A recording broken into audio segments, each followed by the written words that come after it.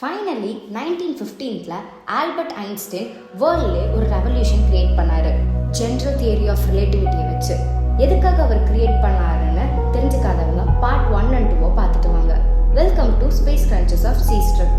Einstein Mercury ஆர்பிட்ல நடந்த அந்த வேரியேஷன்ஸ் வல்கன் பிளானட்னால இல்லை அப்படிங்கிறத ப்ரூவ் பண்ணாரு தியரிட்டிக்கலா.